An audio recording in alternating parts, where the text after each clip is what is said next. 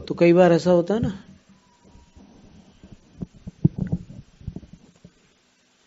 कि जानकारी में जीरो और सिखाने में हीरो।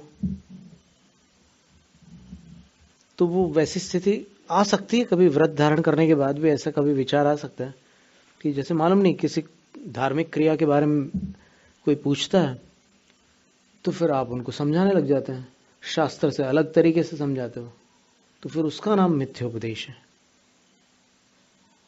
और मिथ्योपदेश अगर जानबूझकर करें तो फिर उसका नाम विसंवादन है।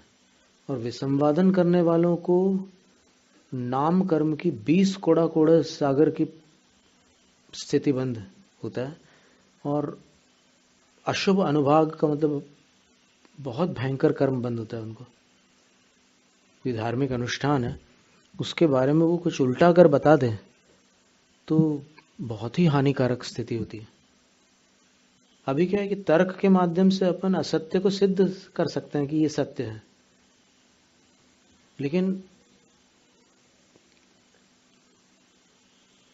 ये हमारा विचार है कि कोई भी वक्ता कुछ भी आपके सामने बोल रहे हैं तो आप में से कोई ना कोई उसकी परीक्षा करें, उन वचनों की परीक्षा करें कि ये वचन आगम सम्मत है या फिर इनके मात्र विचार मात्र है। क्योंकि आज का समय ऐसा ही है कि अलग अलग वक्ता आते हैं, प्रवक्ता आते हैं और अलग अलग बताकर चले जाते हैं। तो फिर जनता को ऐसा लगता है कि हम किसकी माने किसकी ना माने। फिर उनमें जनता में कुछ लोग ऐसे रहते हैं कि जिसको जो पसंद होता है उसकी मान लेते हैं। तो यहां पर जिन शासन में पसंद नापसंद का कोई सवाल नहीं है। जो जिनवाणी कह रही है उसको मान्य करने पर ही आप सम्यक दृष्टि रहेंगे, अन्यथा आपके सम्यक को क्षति पहुंच जाएगी। और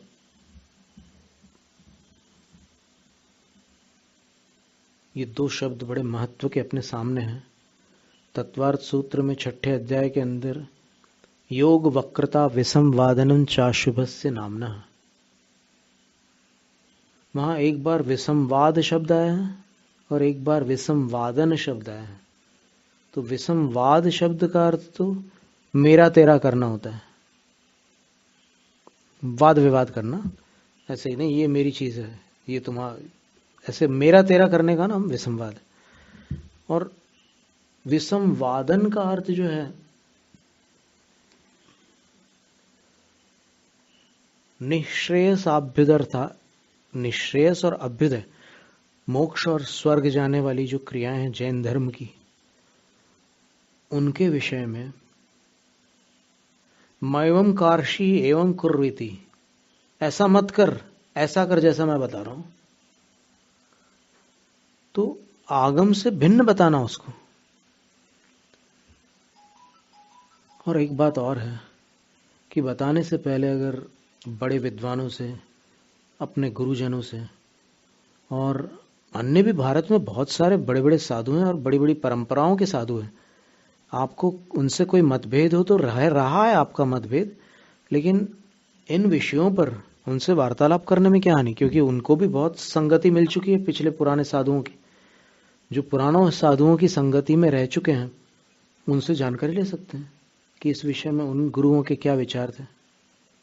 कोई ऐसा तो नहीं कि सबसे दुश्मनी हो जाए, और दुश्मनी रखना ही साधुत्व का घात करना है। कैसे दुश्मनी रख सकते हैं कोई साधु किसी दूसरे साधु से? दुश्मनी का सवाल ही नहीं है।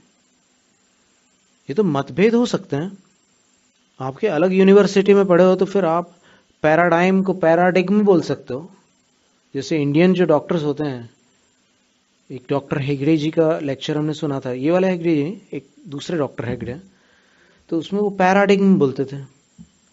और फॉरेनर्स जो उसका उच्चारण करते हैं PARADIGM, उसका स्पेलिंग है, वो पैराडाइम बोलते हैं।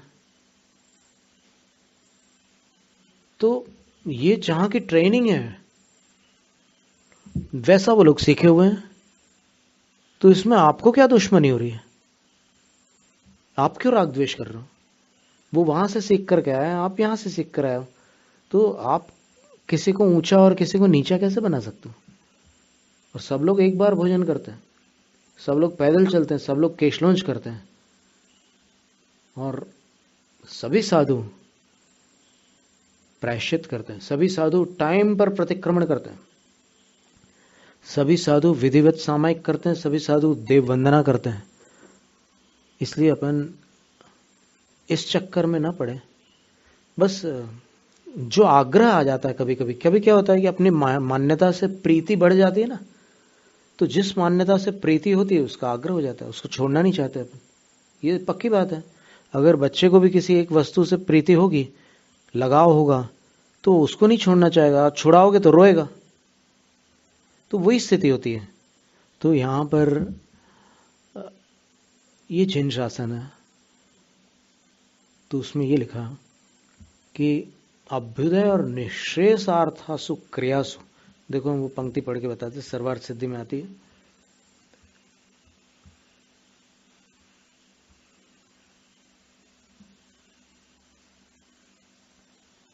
छठे अध्याय में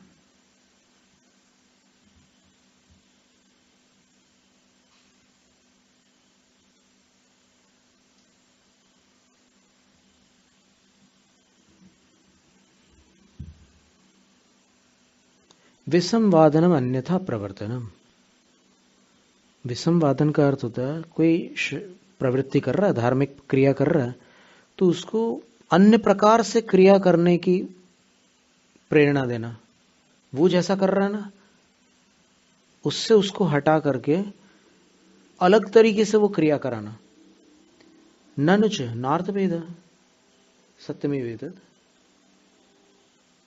परगतम विसंवादनम। ठीक है, सम्यक, देखिए ये सम्यक शब्द आया, तो सम्यक का अर्थ होता है कि जो जिनागम से सम्मत है, उसी ज्ञान को सम्यक ज्ञान कहते हैं, उसी क्रिया को सम्यक क्रिया कहते हैं।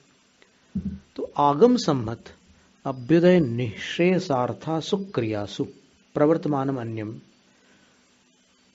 जो आगम सम्मत मोक्ष, स्वर्ग और मोक्ष की क्रियाएं हैं, उन क्रियाओं में प्रवृत्ति करने वाले अन्यम, किसी अन्य मनुष्य को, तद विपरीत काय वांग मनोभिर विसंवादयति, मन वचन काय की प्रवृत्ति से उसको उससे विपरीत क्रिया करवाता है।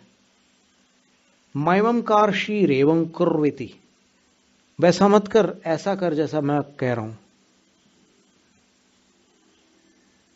तो ये अशुभ नाम कर्म के आश्रव का कारण है। ऐसे जीव कुरूप होते हैं, उनकी आवाज किसी को सुनने में अच्छी नहीं लगती, उनको कोई पसंद नहीं करता, और बहुत सारी शारीरिक स्थिति भी ऐसी रहती है उनकी। ये ऐसा काम करने से उसका फल वैसा मिलता है। तो अशुभ नाम कर्म का ये आश्रव है। और यहां पर रत्नकर्ण शावकाचार्य में आचार्य कह रहे हैं कि सत्यव्रत के अतिचारों में जो परिवाद नाम का अतिचार है, उसमें भी ऐसी स्थिति है। क्या कर रहे हैं? मिथ्योपदेश कर रहे हैं। अभ्युदय निःश्रेयसार्थेषु क्रिया विशेषेष्वन्यस्य अन्यथा प्रवर्तनमिति, बिल्कुल वही शब्द लिखे हुए हैं, पर यहां क्या स्थिति है? यहां अज्ञानता है, उसको ज्ञान नहीं है। तो आचार्य कहते हैं कि अगर ज्ञान नहीं है तो चुप रहो, बोल दो कि मुझे नहीं मालूम है। गलत बोलोगे तो फिर तुम्हें दोष लगेगा। तो ये सत्यानुव्रत का दोष हो गया कि आप धार्मिक क्रियाओं में कुछ बदलवा करके अपने ढंग से उसको सिखा रहे हो, उल्टी क्रिया सिखा रहे हो।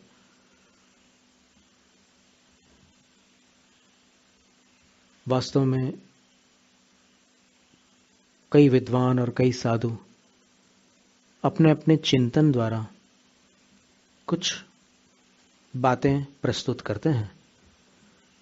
कई बार उनका चिंतन आगम की धारा पर चलता है और कभी कभी बाहर हो जाता है।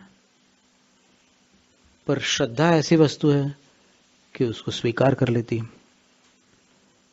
पर स्वीकार करने के बाद भी घुमटसार जीवकांड में, कसाय पहुड़ में, लब्धिसार में एक बात आती है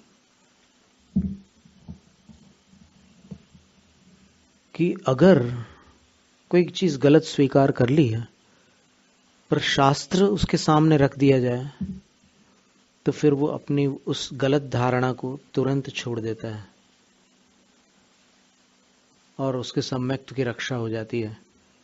यदि नहीं छोड़ता तो फिर उसके सम्यक्त की रक्षा नहीं होती।